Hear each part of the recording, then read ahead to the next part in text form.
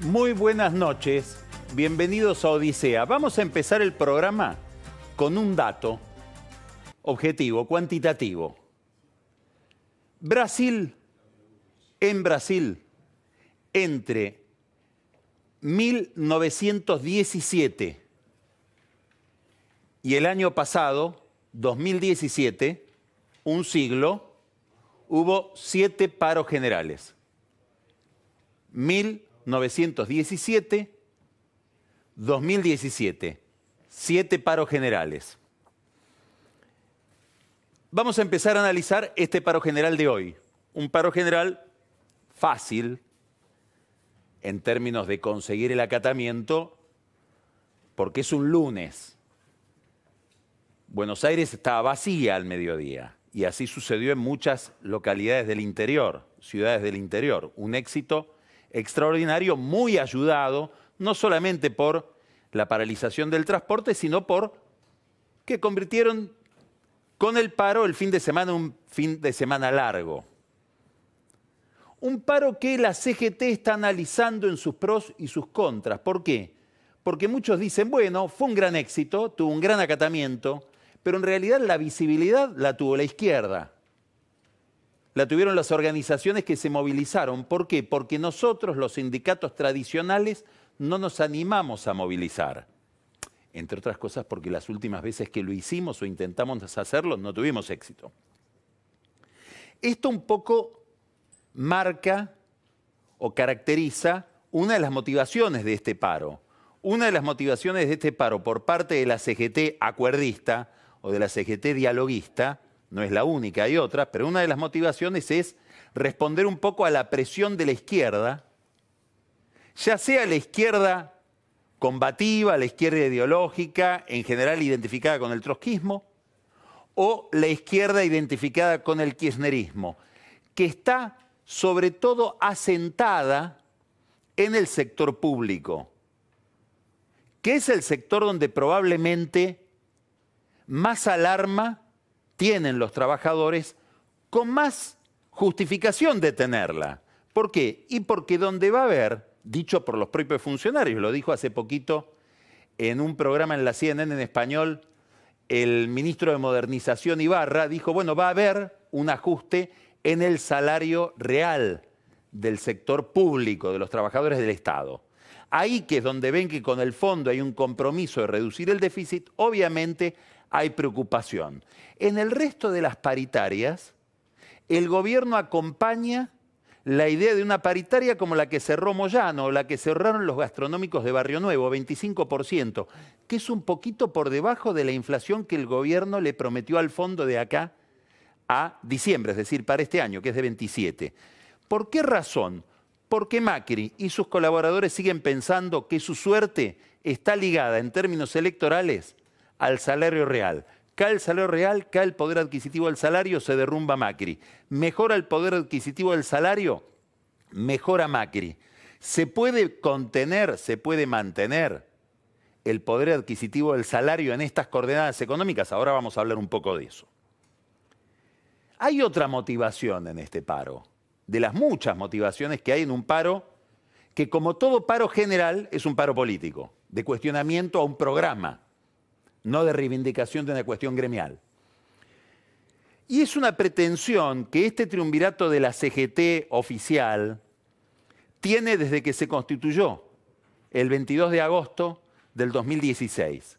Y es la fantasía de convertir al sindicalismo en el articulador, el organizador de un nuevo PJ que vaya a la competencia en contra de Mauricio Macri, en contra de Cambiemos, despegado o emancipado de la imagen de Cristina Kirchner.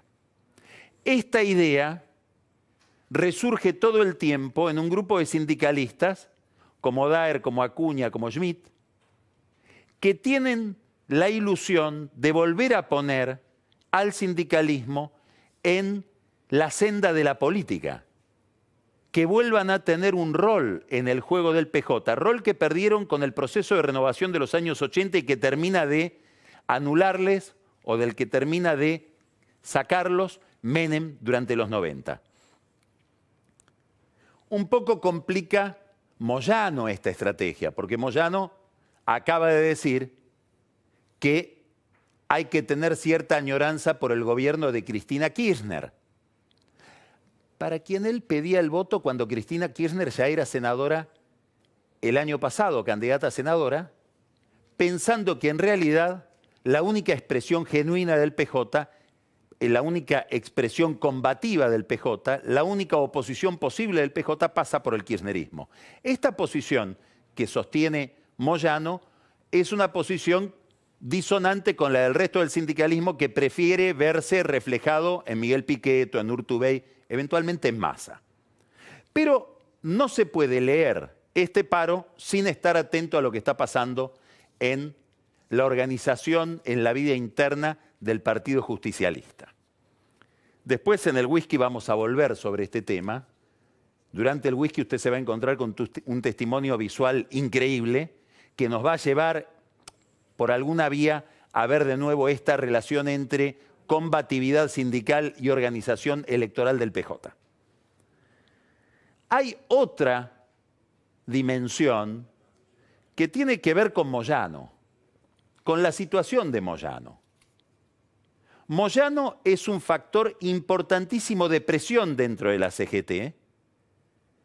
Tiene un poder extraordinario por una razón muy sencilla. Es la logística en el país de la soja. Es la logística, son los camiones en un país cuya principal actividad es exportar commodities.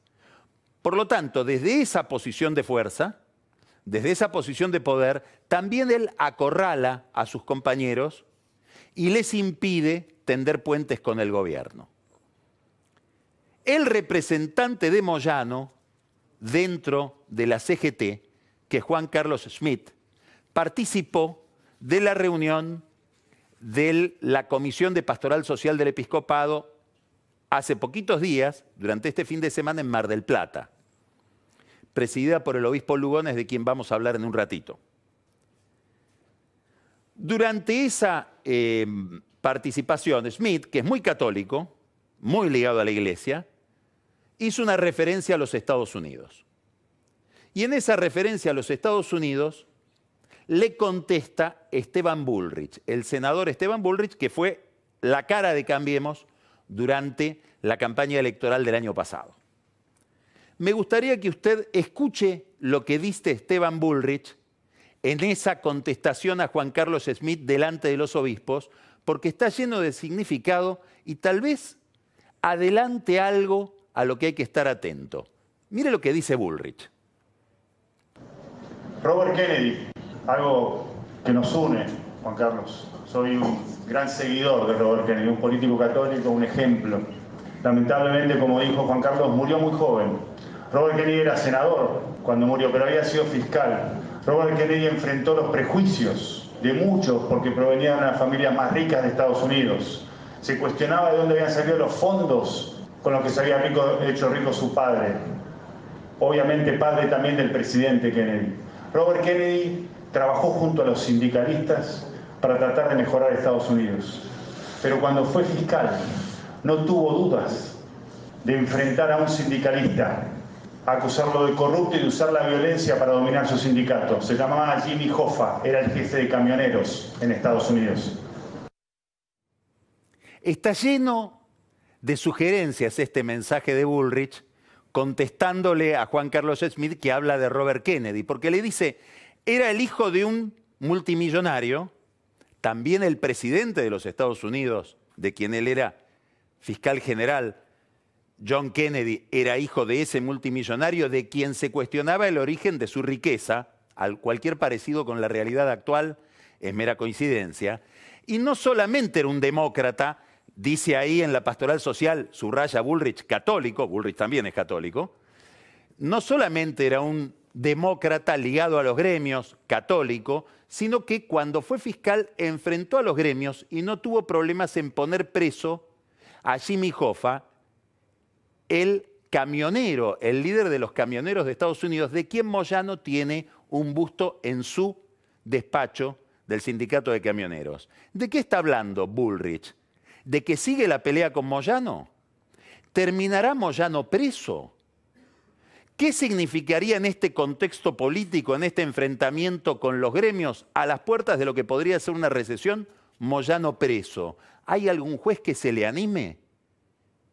El juez de Córdoba que investiga la compra de terrenos en Córdoba, el juez Armela, ¿algún juez de la provincia de Buenos Aires que esté investigando lo que pasa en Independiente?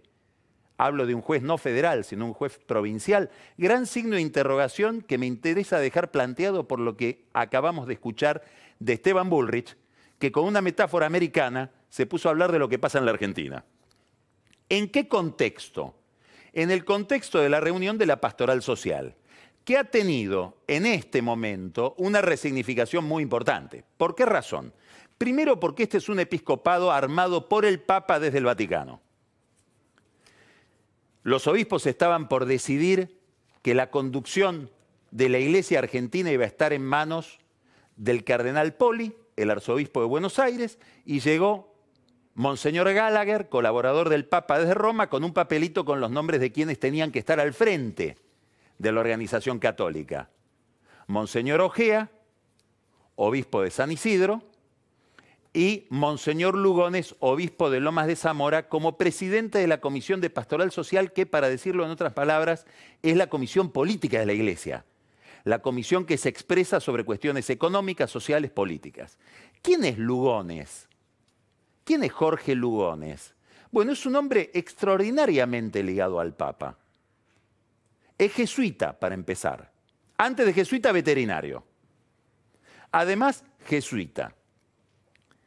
Un jesuita con una relación extremadamente cercana a Jorge Bergoglio desde que Bergoglio era el provincial de los jesuitas. Quienes lo quieren dicen es la voz de Bergoglio. Quienes no lo quieren dicen no se anima ni a ir al baño sin preguntarle a Bergoglio. Tiene una vinculación estrecha con el peronismo, no solamente porque el hermano de Jorge Lugones es el presidente del PJ de La Plata hoy, sino porque Jorge Lugones, el obispo de Lomas de Zamora, tiene un hermano que lamentablemente desapareció, militante de Montoneros. Esta es la inserción de Lugones en la política por la vía familiar. ¿Qué representa Lugones? Probablemente Lugones, igual que Monseñor Ojea, representa una iglesia configurada desde Roma para la política por la cabeza de un Bergoglio que ve que el kirchnerismo fracasó, que no cumplió con las promesas que había formulado, sobre todo desde el momento en que puso a Aníbal Fernández como candidato a gobernador en la provincia de Buenos Aires. Le recomiendo quedarse para el whisky, ya que hablamos de Aníbal Fernández. Un peronismo que se emancipa del kirchnerismo o intenta emanciparse del kirchnerismo y pacta con Macri, y Macri, un ajustador neoliberal. Para esa visión del país y de la política, se puede entender con toda claridad que el Papa piense que la Iglesia debe ser la que, a falta de otro actor en la vida pública, exprese la demanda social. Sobre todo para que esa demanda social no quede en manos de la izquierda radicalizada. Si tenemos en cuenta que Bergoglio es un hombre de una enorme sensibilidad social, pero con una visión conservadora o de orden, no revolucionaria, de la sociedad y de la vida pública. Muy bien, desde esta plataforma, Monseñor Lugones modificó el protocolo de la reunión anual de la Pastoral Social en Mar del Plata y decidió, contra lo que se hizo siempre, hablar después de que habló la gobernadora Vidal esta vez. Normalmente, cuando el gobernador era Daniel Scioli, nunca los obispos hablaban después de que hablaba el gobernador. Ahora con Vidal parecen haber cambiado las valoraciones y Lugones cerró la reunión diciendo, tomando las palabras de Vidal, que decía que frente a la situación social había que estar y hacer, Lugones le dice, hay que estar, hay que hacer y hay que sentir. Como si este gobierno fuera un gobierno insensible, como si Vidal fuera insensible. Habrá que ver cómo cayeron esas palabras de Lugones en muchos curas villeros que están identificados con Vidal y que tiene una buena relación con Vidal. Lo cierto es que la Iglesia está tomando una posición frente al gobierno, al menos en la voz de los obispos más ligados al Papa, bastante combativa. Aplaudían en la primera fila los militantes de la Confederación de Trabajadores de la Economía Popular, liderados por Juan Grabois, que como sabemos es, dentro de la dirigencia social de la Argentina, el hombre más cercano a Jorge Bergoglio. A esto hay que sumarle la coalición que están buscando los camioneros. No sabemos si el Papa la respalda, sobre eso se puede plantear alguna duda, pero la coalición que están buscando los camioneros de Moyano con los obispos más ligados al Vaticano. Entre ellos, Víctor Fernández, a cuya asunción como arzobispo de La Plata, era el rector de la Universidad Católica, asistió el secretario general de Camioneros de La Plata, de la ciudad donde ahora Fernández es arzobispo en reemplazo de Monseñor Aguer. ¿Por qué me interesa mencionar a Fernández? Porque es un obispo intelectual que expresa en el orden intelectual muy claramente las concepciones del Papa. Y Fernández, dicen sus amigos, tiendo a creer que es así, está especialmente interesado en analizar por qué el gobierno habilitó en el Congreso la discusión sobre el aborto. Daría la impresión de que para Fernández no es algo preocupante solamente desde el punto de vista conceptual, moral, ideológico, sino que está entendiendo, y a mi juicio, en una extraordinaria sobrevaloración de la picardía y el maquiavelismo del gobierno, está entendiendo que Macri habilita esa discusión para producir un quiebre entre la Iglesia y el kirchnerismo, entre la Iglesia y la izquierda. Quiebre que probablemente en el tema del aborto se produce porque es muy incómodo para la izquierda ponerse, alinearse a favor de la despenalización del aborto por un lado y en el orden económico y social con la Iglesia, y es muy difícil para la Iglesia convalidar la posición de muchos legisladores que están ligados al episcopado o ligados al Papa Francisco, como Pino Solanas, pero que van a votar a favor de la despenalización en el Senado. ¿Hay una jugada del gobierno detrás de esto? Probablemente no. Ahora, hay un detalle. Después de esta radicalización del discurso de la Iglesia en términos económicos y sociales, Mauricio Macri, que decía yo soy prescindente en la cuestión del aborto, recibe a Silvia Los Penato, que es la diputada del PRO que más defendió la postura de los que votan a favor de la ley de despenalización y la que pronunció el discurso más encendido. Tanto que alguien tan laicista como Vilma Ibarra terminó diciendo en su cuenta de Twitter aplausos de pie para Los Penato. Macri la acaba de recibir en un gesto que a la Iglesia le resultó una última declaración de guerra. Habrá que ver cómo sigue el discurso de la Iglesia en un momento en que la situación social se vuelve más espesa, más pastosa, por las condiciones de una economía que se va enfriando. Quiere decir que toda esta discusión del paro y esta convergencia entre dos corporaciones, la Iglesia y la CGT, se da en un momento en que el gobierno debe reacomodar su discurso económico y su política económica. La política económica del gobierno, la que el gobierno fundó cuando se estableció en la Casa Rosada en diciembre del 2015, fue desbaratada por la crisis financiera. ¿Y por qué? Bueno, porque hay variables centrales de la vida económica que no solamente se modificaron, algunas de ellas no sabemos ni siquiera cómo se van a seguir comportando. Por ejemplo, no sabemos cuál es el tipo de cambio. Sí, usted me puede decir el tipo de cambio está en 28, 27,5. Sí, ese es el tipo de cambio nominal. Pero ¿cuánto es el tipo de cambio real? Digamos, ¿qué competitividad tiene ese dólar? No lo sabemos. ¿Sabe por qué? Porque no sabemos cuánto va a ser la inflación. El gobierno calcula que le puede prometer al fondo un 27% de inflación para fin de año. Habrá que ver si la dinámica de la inflación es esa. Si le interesan estos temas, busque en internet una entrevista que le realiza La Tercera de Chile a Guillermo Calvo sobre la economía argentina. Y Calvo, que es un economista argentino muy prestigioso, da clases en la Universidad de Columbia, fue director, jefe de economistas del Banco Mundial. Calvo dice, la Argentina está entrando pero muy probablemente una recesión muy marcada. Y el gobierno debe resolver algunos dilemas.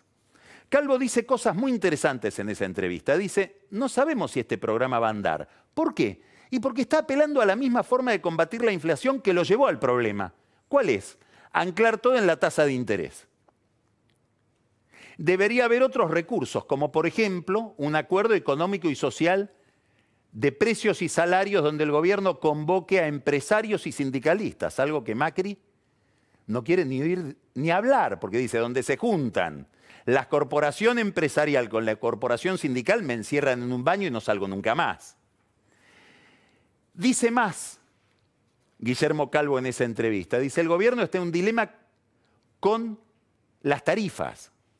¿Por qué? Y porque si no aumenta las tarifas, no puede reducir el déficit. Digamos, la gran variable para reducir el déficit es reducir los subsidios a la energía. Ahora, si las aumenta a ciegas, termina en un colapso porque la gente no lo va a poder pagar. El tema energético, como venimos diciendo hace varios lunes, está en el corazón del dilema del gobierno, en el corazón del problema económico del gobierno. Por eso, este dilema tarifario fue el motivo central de una reunión de Javier Iguacel, el nuevo ministro de Energía, con todo el sector energético el viernes pasado. Fue el debut de Iguacel, que es un ministro joven, probablemente hoy el preferido de Macri.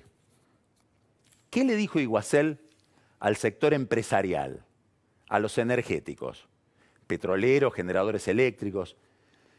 El argumento fue este. Si nosotros en el 2019 perdemos y nos vamos, cambiemos, los activos de ustedes, avísenle a los inversores que pusieron la plata detrás de ustedes, en las empresas de ustedes, valen 0. Entonces ustedes tienen que estar interesados en que nosotros ganemos la elección. Palabras de Iguacel al sector energético. ¿Por qué? Porque si nosotros ganamos la elección y Macri se reelige, los precios a los que están cotizadas sus empresas, el valor de sus activos se van a disparar. Ahora bien, señores, para que nosotros ganemos la elección, ustedes tienen que perder plata 1 año y medio. Dicen, yo no lo tengo verificado, me encantaría que fuera así, que Nicolás Caputo y Alejandro McFarlane, que son 2 empresarios extraordinariamente ligados al presidente, con muchos intereses en el sector energético, fueron a verlo al presidente y le dijeron, Mauricio, nosotros estamos dispuestos a perder plata por vos de acá hasta que te reelijas. Los demás empresarios se están mirando. ¿Por qué? Y porque todos tienen que explicarle a sus inversores, a sus accionistas, si están dispuestos o no a este sacrificio que les pide Iguacel. Están en ese dilema. Si no perdemos plata, el gobierno pierde. Si el gobierno pierde, nuestras empresas fracasan. Ahora, para que fracasen, tenemos que explicar que hay 1 año y medio, por lo menos, de escasez. Acá está el problema central de Macri. ¿Cuál es el problema central de Macri? Si puede, frente a ese empresariado y después frente a toda la sociedad argentina, regenerar las expectativas. Vuelvo al paro. La explicación del paro es, obviamente, la situación económica y social y una izquierda que presiona a la central sindical. Es el interés de reorganizar desde la CGT al peronismo, pero hay otro interés. Cada sindicalista del sector privado habla también por sus patrones. Las empresas argentinas suelen recurrir a los gremios para presionar a los gobiernos. La historia de la inflación en la Argentina ha sido la historia de un pacto entre empresarios y trabajadores a costa del Estado y en todo caso a costa de toda la sociedad. ¿Cuánto de este paro de hoy hay de motivación empresarial? Lo vamos a ver en los próximos días porque el gobierno no va a llamar a la CGT en su conjunto, pero va a ir llamando sector por sector para ver cómo quedó cada sector parado después de la crisis financiera. Algunos mejoraron, otros empeoraron. Final. Macri está en la necesidad de recomponer su política económica. El gobierno está en la necesidad de plantearle a la sociedad y sobre todo a los inversores cuánto va a durar esta crisis, cuánto va a durar el régimen de excepción. ¿Qué quiero decir con el régimen de excepción? La intervención sobre los precios de la energía, la manipulación de los precios de las góndolas, todo aquello que el gobierno había prometido venía a liquidar, a terminar. Bueno, volvemos a una política muy parecida a la del último tramo de Cristina. ¿Por cuánto va a durar? ¿Cuánto dura este régimen anómalo? ¿Cuándo vuelve el auto a la autopista? ¿O nos quedamos en un desvío para vivir para siempre? Esta es la respuesta que tiene que dar Macri, recreando un horizonte. Ahora, esa respuesta le plantea un problema político y un dilema muy difícil de resolver. No es fácil resolverlo. ¿Cuál es? Que es imposible plantear un horizonte para la economía si no hay algún tipo de acuerdo con el PJ. Sencillamente porque no está garantizado que Macri se reelige automáticamente, como suponíamos hace 6 meses. Ahora bien, ¿es Macri pactando con el PJ? ¿Macri es Macri pactando con esta CGT? ¿Macri es el cambio o qué es? ¿Tiene que renunciar a ser la novedad frente a lo que había antes o tiene todavía derecho a decir cambiemos o cambiamos? Este es el dilema del gobierno. ¿Cuánto entrega de su identidad en función de la gobernabilidad y cuánto recurre a su identidad en función del cambio y de poder diferenciarse de un peronismo que todavía está a la deriva en relación con las elecciones del año que viene? Todo esto modificado, posiblemente, no sabemos cuánto, por el pronóstico de Guillermo Calvo, que es un pronóstico que han pronunciado otros economistas en los últimos días, en las últimas semanas. La Argentina va a una recesión, no sabemos cuánto esa recesión cambiará el perfil de la política.